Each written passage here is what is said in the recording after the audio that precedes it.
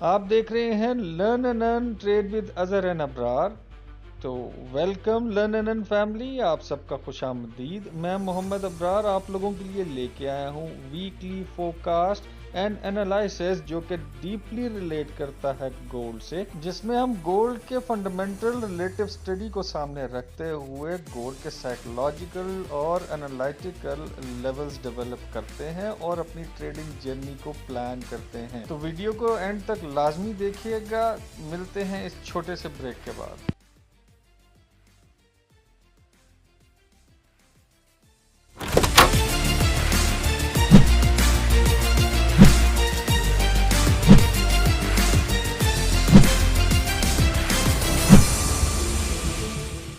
जी, तो forex factory का chart इस टाइम आपके सामने है और वीकली फंडामेंटल्स को स्टडी करते हैं एक एक करके कि क्या हमें वॉलेटिलिटी मिल सकती है नेक्स्ट वीक में और हमें किस तरीके से अपनी ट्रेडिंग जर्नी को प्लान करना है। तो सबसे पहले देखते हैं मंडे को। तो मंडे को कोई न्यूज़ नहीं है, ट्यूसडे को भी कोई न्यूज़ नहीं है। वेनेसडे को मेजर इम्पैक्ट न्यूज़ है सीपीआई का डाटा, मंथली और ईयरली कोर सीपीआई भी आ रहा है। और ये मार्केट को अगर हल्का सा भी फ्रैक्शन प्लस के अंदर हुआ तो डॉलर इंडेक्स काफ़ी मजबूत होगा। लास्ट सीपीआई और पीपीआई के हवाले से जो मोमेंटम रही वो आप लोगों के सामने, क्योंकि हाईली बुलिश जियोपॉलिटिकल सिचुएशंस की वजह से गोल्ड ने अपने आप को स्टॉप लाइन नहीं किए और बुलिश मोमेंटम कंटिन्यूएशन करते करते करते करते इस वक्त का एक हाईएस्ट पॉइंट ऑफ पीक पे गोल्ड मौजूद है। डॉलर इंडेक्स को फॉलो नहीं कर रहा, लेकिन स्लाइटली आपको इसका इम्पैक्ट ज़रूर नज़र आएगा, जो कि मार्केट में अगर ये पॉजिटिव रेशो आता है तो डंप आपको देखने को मिलेगा। वो एक परमानेंट डंप नहीं होगा, लेकिन एक डंप एक अपनी हैसियत में होगा ज़रूर। फिर रात को एफओएमसी की मीटिंग्स भी हैं, मीटिंग मिनट्स भी हैं। कहने का मकसद ये है कि वेडनेसडे का दिन काफ़ी वॉलेटाइल होगा। थर्सडे के दिन जो है मेन रीफाइनेंसिंग रेट्स आ रहे हैं, मॉनेटरी पॉलिसी स्टेटमेंट आ रही है, फिर कोर पीपीआई का डाटा, अनएम्प्लॉयमेंट क्लेम्स और ECB press conference, 30 year bond yield auction हो रही है। तो ये 2 दिन इंतहाई इम्पॉर्टेंट हैं पूरी की पूरी मार्केट के हवाले से कि मार्केट के अंदर क्या हमें रिएक्शंस मिल सकते हैं और किस तरीके के रिएक्शंस हमें देखने को मिलेंगे।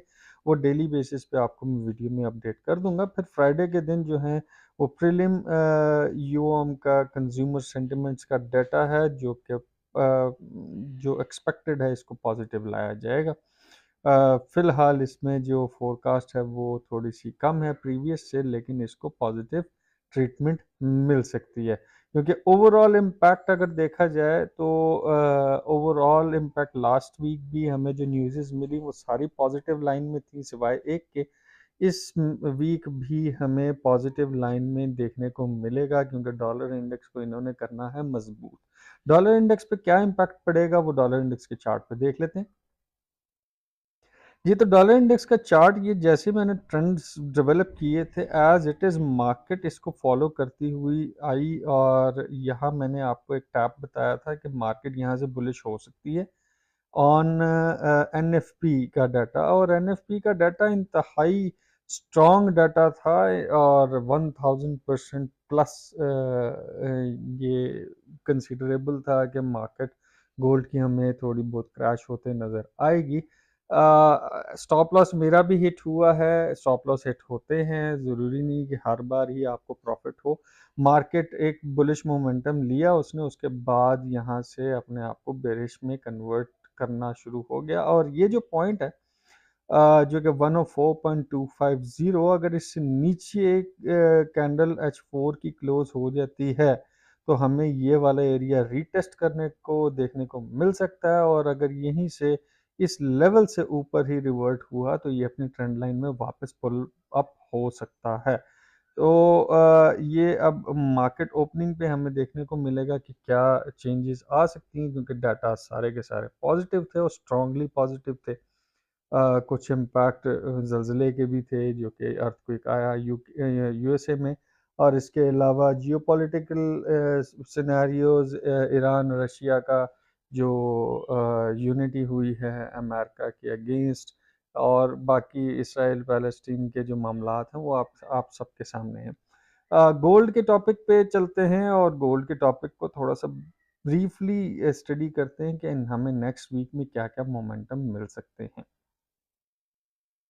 जी, तो गोल्ड का मंथली चार्ट इस टाइम आपके सामने है, वो हर वीक में मैं आपको मंथली चार्ट दिखाता हूँ।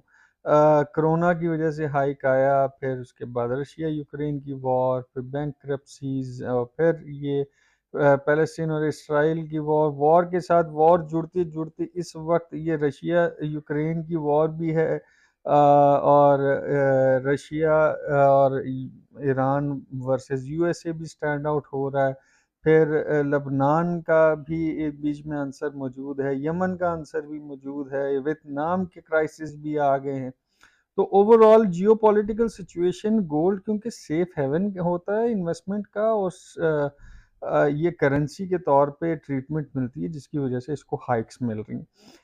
अब इसको थोड़ा-सा मैं मज़ीद ब्रीफ कर दूँ कि मंथ क्लोजिंग ये जो होनी है अप्रैल की, ये बहुत इम्पोर्टेंस रखती है कि हमें कहाँ मिल सकती है। 2190 का जो एरिया है, ये बहुत इम्पोर्टेंट एरिया है। यहाँ से ऊपर जब तक मार्केट है तब तक हम इसको बुलिश ही देखेंगे। इससे नीचे अगर कोई भी डे 1 की कैंडल क्लोज होती है तो हमें बेरिश मोमेंटम देखने को मिलेगा, जो कि पहला स्टॉप लाइन इसका टारगेट इस ट्रेंड का हो सकता है, वो एरिया है 2085। सेकंड टारगेट इसका रहेगा 1973, और थर्ड टारगेट इसका 1910 का रह सकता है। लेकिन इसका बुलिश मोमेंटम जो है वो ऊपर कहाँ तक जा सकता है, ये जिस चैनल को फॉलो करते हुए मार्केट ऊपर आ रही है, उस चैनल का लास्ट टारगेट पॉइंट टच जो है वो 24 का एरिया है, और इस एरिया से प्रोबेबल है कि यहाँ से मार्केट अपना एक रिट्रेसमेंट दिखाए, जो कि ओवरबॉट सिचुएशन इस टाइम मार्केट की गोल्ड की बन चुकी है, वो स्टेबलाइज की जाए। अब इसको H4 के चार्ट पे भी स्टडी कर लेते हैं, डेली चार्ट पे भी स्टडी कर लेते हैं कि क्या मोमेंटम आ सकता है। जी, तो H4 का चार्ट इस टाइम आपके सामने है, और H4 का कल के मोमेंटम क्या हो सकते हैं, उसके बाद हम वीकली एनालिसिस पे जाएँगे कि मार्केट वीक इस वीक में हमें क्या-क्या मोमेंटम दिखा सकती है। तो ये 4 लेवल्स मैंने आप लोगों के सामने ड्रॉ किए हैं, प्रिसाइज़ किस्म के, जो कि सपोर्ट लाइन्स बन बन के इस टाइम स्टैंड कर रही हैं। वो पहला लेवल है 2317 से 20 का एरिया। अगर इससे ऊपर मार्केट रहती है तो ये नेक्स्ट प्रोबेबल टारगेट 2344 से 54 का एरिया टेस्ट आराम से करेगी, और नेक्स्ट टारगेट प्रोबेबल एरिया जो है वो 2375 से 2401 का एरिया है, जो मार्केट टेस्ट करने के लिए आसानी जा सकती है। लेकिन इसकी रिट्रेस बनती है, और रिट्रेस कहाँ-कहाँ से बनती है? अगर इस लेवल से 2317 से नीचे मार्केट की H1 M30 की कोई भी कैंडल क्लोज होती है, तो हमें एक रिट्रेसमेंट लेवल, जो दूसरी सपोर्ट एरिया है, बड़ा स्ट्रॉन्ग इंपॉर्टेंट एरिया है, वो है 2302 से 2307 का एरिया। मार्केट यहाँ अपना टेस्ट सिचुएशन ला सकती है, और मज़ीद अगर नीचे रिट्रेस लगाती है तो बड़ा बेहतरीन बाय जोन जो है वो देखने को मिलेगा 2287 से 2292 का एरिया। और अगर इसको भी मार्केट रिस्पेक्ट नहीं देती, नीचे वाले लेवल पे आती है, तो 2269 से 74 का एरिया टेस्टेबल है। बट मोस्ट इम्पॉर्टेंट एरिया जो है वो 87 टू 92 का एरिया, जहां तक मार्केट आकर अपने आप को बुलिश मोमेंटम दिखा सकती है, क्योंकि मार्केट हैवी बुलिश है। सेल की सिनेरियोज इस टाइम नहीं है। सेल का सिनेरियो जब तक मार्केट इन एरियाज को टैप नहीं करती, प्रायरली ये एरिया है और टारगेटेड प्रोबेबल एरिया ये है, और इन दो एरियाज से मार्केट का रिवर्सल पॉसिबल है। लेकिन अभी तक कोई ऐसे इंडिकेशन नहीं है कि मार्केट अपनी रिवर्सल दिखाएगी। प्रोबेबली जो ट्रेंड लाइन के हिसाब से, या जो चैनल जो फॉलो कर रही है मार्केट, उसके हिसाब से इस एरिया से मार्केट अपना रिट्रेसमेंट दिखा सकती है 2375 से 2401 का एरिया, ये 5 का एरिया भी हो सकता है। यहाँ से मार्केट अपनी मेजर रिट्रेसमेंट के लिए निकल सकती है नीचे की तरफ। जो वक्ती रिट्रेसमेंट है वो मैंने आपको लोगों को बता दिया। आपने फोकस सिर्फ बाय करना है, सेल की गुंजाइश नहीं है, फिलहाल शॉर्ट की गुंजाइश नहीं है। आप रिट्रेसमेंट से बाय को ही फोकस करेंगे और अपने टारगेटेड जोन्स में रहते हुए अपने बायस को ट्रेल अप कर सकते हैं, या आप जोन टू जोन वर्किंग जिस भी एरिया से आपको मेजर रिजेक्शन मिले वहां आप टेक प्रॉफिट करें, या आप ब्रेक इवन करके इसको छोड़ सकते हैं नेक्स्ट लेवल तक। वीकली प्रोबेबल शीट को देख लेते हैं जी। तो वीकली प्रोबेबल शीट इस टाइम आपके सामने है। कंट्रोवर्शियल या कंसोलिडेशन जोन जो एरिया है वो है 2189 पहला, और दूसरा जो एरिया है 2148 का एरिया। ये इंतहाई इम्पॉर्टेंट एरिया है। मार्केट यहाँ अपनी रिट्रेसमेंट टैप कर सकती है और इस रिट्रेसमेंट से मार्केट पुल अप हो सकती है, क्योंकि जियोपॉलिटिकल सिचुएशन ऐसी है कि मार्केट इस टाइम अनस्टेबल है और हमने अपनी रिट्रेस से बाय ही प्लान करनी है। इन केस 2148 से नीचे हमें कोई भी डे वन की कैंडल क्लोज मिलती है तो फिर हमें हैवी बेरिश मोमेंटम देखने को मिल सकता है, जो कि टारगेटेड एरिया जो पहला मिलेगा हमें 2082 का एरिया, दूसरा 1984 से 2001 एंड तीसरा 1920 का एरिया। मज़ीद नीचे भी जा सकती है, गोल्ड है, किसी भी डायरेक्शन में किसी भी टाइम तेज़ी से मूव कर सकता है। बट फिलहाल फिलहाल 2189 तक भी अगर रिट्रेस लेती है या 2148 तक भी रिट्रेस लेती है तो मैं आपको बार बार बाय का ही मशवरा दूंगा, क्योंकि इसके प्रोबेबल एरियाज ऑफ टेस्ट 2500, 2600 और 2700 का एरिया निकल रहा है, जो कि बहुत लोगों के या एनालाइजर्स जो वर्ल्ड ओवर हैं उन्होंने भी ये एरियाज निकाले हुए हैं। तो वीक हाई लगा के मार्केट इस टाइम स्टैंड है, ये आराम से ब्रेक हो सकता है। उम्मीद करता हूँ ये लेवल्स आपको अच्छे तरीके से समझ आ गए होंगे। वीकली लेवल को इन टारगेट्स में रखते हुए आपने अपनी ट्रेड्स को एग्जीक्यूट करना है, और डेली लेवल पे H4 का जो चार्ट है, H4 के चार्ट के ऊपर मैंने आप लोगों को बताया है कि किस तरह से आपने अपनी ट्रेड्स को एग्जीक्यूशन में लाना है।